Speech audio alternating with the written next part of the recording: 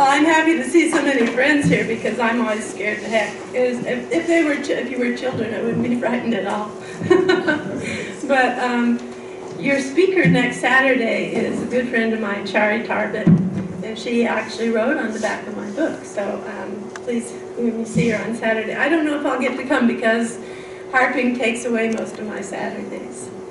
Anyway, it does what? Can I say that Michelle's book is on the back table if anybody wants to look?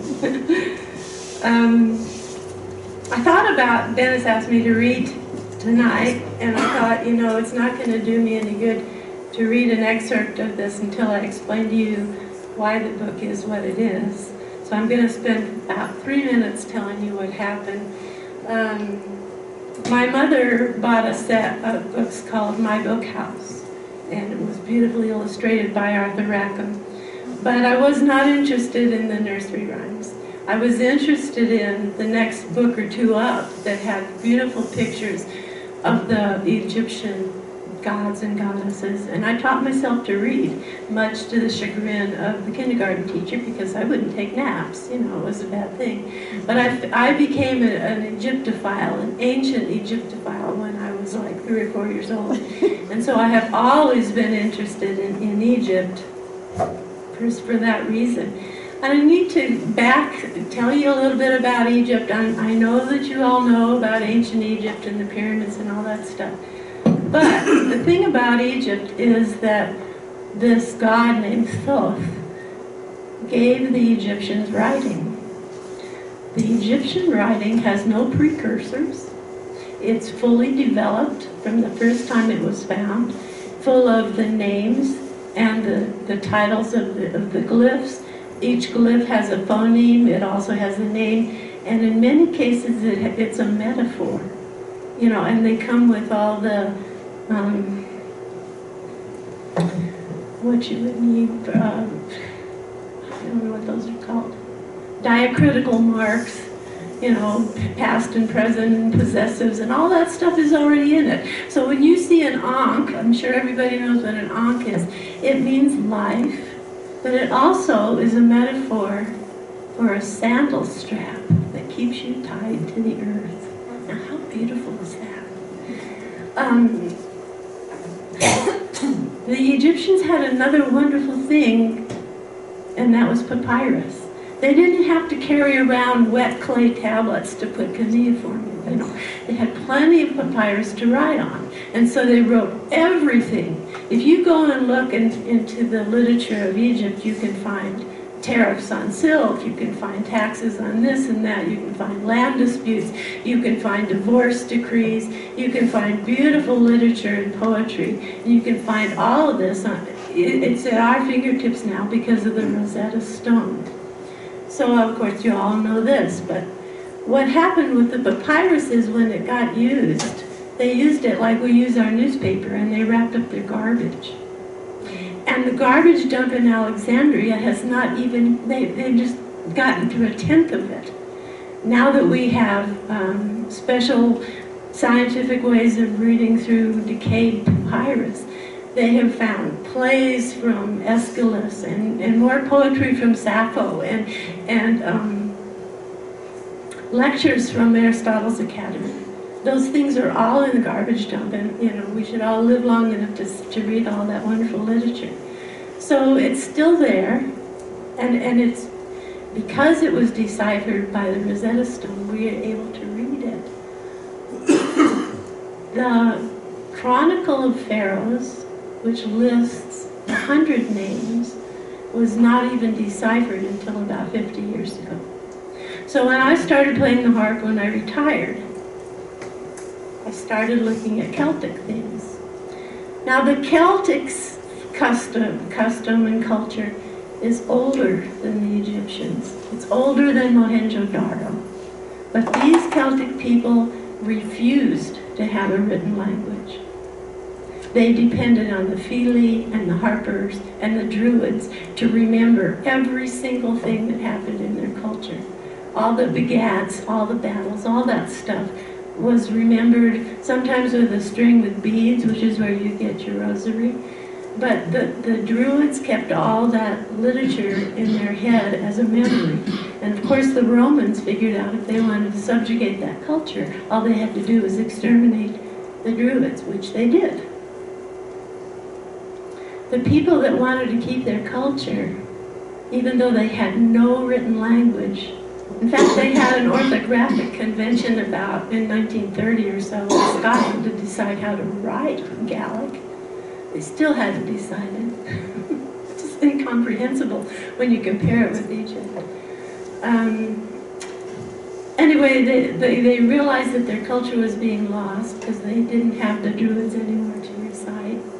So they got Christian monks to write it in Latin. So here I am studying all about this new Celtic culture that I have adopted. I'm marrying a Scot. Anyway, I'm reading all these ancient Irish myths, and what do you think I find? I find the name of an Egyptian pharaoh in these ancient Irish myths. And it's not just somebody you would have heard of. It is a man that lived in 340, maybe 320 BC. And it's the exact name. And there is no way that the Irish people on their little continent up there in the British Isles would have known that name, because it wasn't published until after we were able to decipher Manetho's list, until after we were able to decipher the Rosetta Stone. How did they know that this man was really there? And they had the exact name. And so you know what? Michele researched every single thing she could find out about Nectanebus. And guess what? He was the last Egyptian-born pharaoh. He took the throne by assassination. He was a combination of Darth Vader and Rasputin. He could do all kinds of magical things, and he did things that were kind of insidious, and people were afraid of him. He built all kinds of monuments all over Egypt, and even in Lebanon. And he is the person who put 100 human-headed sphinxes at Luxor. I mean, this man was phenomenal. There was a cult after it seemed that he had left. There was a cult of Nectanebus for 200 years until Christianity came. Those people didn't even believe that he died. This man supposedly impregnated Olympia, long distance, and made Alexander the Great was his son. And there are monuments in Lebanon that show Nectanebus with his son next to him. Alexander the Great believed that Nectanebus was his father, impregnated by the god Amun-Ra. How amazing that story is. And yet it was written in these Irish myths by some monk in the 8th century in Latin. So to me, I mean, it was a pretty amazing story that had to be written. Let me see what else I need to tell you. The other thing that's interesting about Egyptian culture is that they are not tied to the Western idea of metaphysics being either the physical and the spiritual, or that duality that we have. They've got more than 5 parts of a human being. You have your body, and then there's another body, and there's a spirit, and there's a personality, and there's an intellect, and there's a heart. You can even damage somebody by stepping on their shadow. There are, well, I've counted up to 9 different parts. It depends on what era you're looking at. But those people believe that Nectanebus could be in 2 places at once. They believed that he could send his Karina to Macedonia and get into bed with Olympia. So I wrote this story about a woman named Skoda. In the Irish myths, Skoda is the daughter of this Nectanebus person. She is the queen of a tribe of people called the Scotti, and that is where the name of Scotland comes from. An eerie silence fills the chamber. No one is stirring. No lamps are lit. I should tell you this part of the scene is from Skoda being told immediately to run to her mother's bedroom. She was in the temple and she had to run fast. Let's see where I am. No fresh water in yours for bathing. A dark floating mist obscures my sight. It is not the smoke of myrrh. I smell the cloying taste of swamp, air like rotting vegetation pulled up by a boat oar. Mother! No answer. I call for her again. No response. At least no human response. The swirling mist descends, blinding me. Breathing becomes difficult. I drop to my knees where the air is cleaner and cry out, has everyone left me behind? Dry, dead flower petals crackle beneath my knees as I crawl toward my mother's bed. My fingers touch the fine carving of the headboard and find an arm. Are you sleeping? Wake up! I shake her shoulder until I realize her flesh has the cold, still feel of death. I start to scream, but the mist clogs my nostrils. I choke. My throat closes up, and I understand. Do not breathe the air. A sudden whirlwind rocks me and lifts my hair as it sucks the dark, dense, poisonous fog towards the high windows. The putrid odor rushes outside like a cloud of ravens into the clear morning air. Able to see now, my gaze falls upon Mother's still, serene face, eyes closed, mouth gripped in the grim determination of death. But there is no sign of pain, just the empty shell of the woman who gave me life, but had never been a mother. I draw a breath and collapse on the floor beside her deathbed. I do not know how long I have been there. A cry escapes me as I glance up to see my father standing beside me.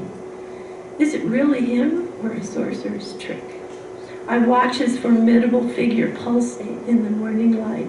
Flushed, he glares at me like a hunter eyeing prey and clutches his fists repeatedly in anger. Finally, he has dispelled the last of the poison air from the chamber, and he speaks to me. Ariasis warned me of your treachery, he bellows. You have conspired with my leaders. I cannot trust you to do your duty to Kemet. Do you not want to be queen of our land? Others can fill this throne. A sneer of derision infects his ephemeral voice. Despite my fear, I strive to speak firmly. Ariasis lies, father. He conspires with Ardacana to gain control over you. My mother and I have always been true to our vows. I am bound in truth to Mott and Neith. I could not do such things. I feel his eyes burrowing into my very soul, seeking the truth of my words. He begins to soften, though he does not relent the clutching of his fists. I am astounded as I watch his steely resolve begin to crumble. In a flash, I understand that with my mother's death, his alliance with Carcissa is broken. It cannot be restored even if he were to marry me. I recoiled to see such a powerful man, the god of Kemet, undone by this treachery. Still flexing his fists, he speaks in a distant, otherworldly voice, soft now. Then, as if hearing voices from the palace stones, he cups his hand to his ears to listen. Quietly now he turns to me and says, I go today to install the Apis calf in Memphis. I will take all the officials from the palace, leaving you behind. The senders of this poison will be damned, for I know who only could have done this deed. Nor was it my doing, for your mother has always been faithful to her promise to Kemet. I should have known there was terrible danger, for omens were all around me, but it is I who am cursed. I stare at him in wonder. His power could not avert such crimes. How could this happen? I have seen the future months as they will unfold, but I did not understand. With his fists repeatedly clenching, he said, these 16 years Kemet has prospered under my rule. No one can deny I have been a great leader of my people, but Hapi is not delivering the deluge as expected this spring, and the Persians advance like sand in the Habub. Now head lowered, I have seen the Apis bull slain. Persians will bathe in my nephrite sarcophagus. I don't know, do I have 2 more minutes? Beads of sweat appear on his brow as if great exertion was needed to remain standing. With a hand covering his red eyes, he said, "It cannot be averted. The last 3 nights I stood at midnight to catch the moonbeams in a silver cup, but it was denied by clouds. Last night, whatever moonbeams were garnered, spilled out of the cup as it fell beneath the water, and I do not have any more potent spells to try." He watches the corners of the room as if expecting someone to be hiding there, eavesdropping. Finding none, he returns his gaze to me. "My powerful visions reveal several weeks and months, but only snatches of years to come. I will sail to Memphis, install the new bull, and go further south to unite all of Kemet. But then I will travel overland to Abyssinia and evade my entourage there. I am guaranteed refuge at the court of King Nastine of Napata." His head is bowed in obvious defeat. "Kemet will fall, it cannot be helped. The gods have deserted me, for my sins are many. My scales are tipped, for I have transgressed my boundaries as father to our land." "What have you done, father?" "I know people disappear, but I believe that to be Hariesa's doing. It is your right to have other wives, including me. What fault is yours?" With more jerky movements, father tries to control his words, but come haltingly. "I sent my Karina to Macedon. It is there that I have sired a son, but without the rights of a husband. She is married to a king. I have opened my soul to more evil than it can hold. I have raped this woman, taken her during a storm while her husband was away. He has accused her of adultery, for he saw in a dream that she was embracing a serpent. She has borne a son, though it cannot be of her husband. Mirtali believes she was struck by a thunderbolt of her god, for her son has the marks of a great man." "What marks? Is the child deformed by this evil?" "Father, you must explain this to me, for maybe you are mistaken, and the Apis bull will redeem Kemet. Your temples are faithful to our gods, as are our people. Your actions are not the whole of Kemet." Father's lips form a crooked smile like a grimace. "I am to blame. Kemet will suffer. The child has blonde hair like his mother, but beneath the curls at his temples, horns have sprouted. The Apis bull has given his spirit to this child in Macedon. He will one day be pharaoh of Kemet, but only after much misery and privation has fallen upon our people." If you look at a portrait of Alexander the Great, you will see that he had horns. Thank you.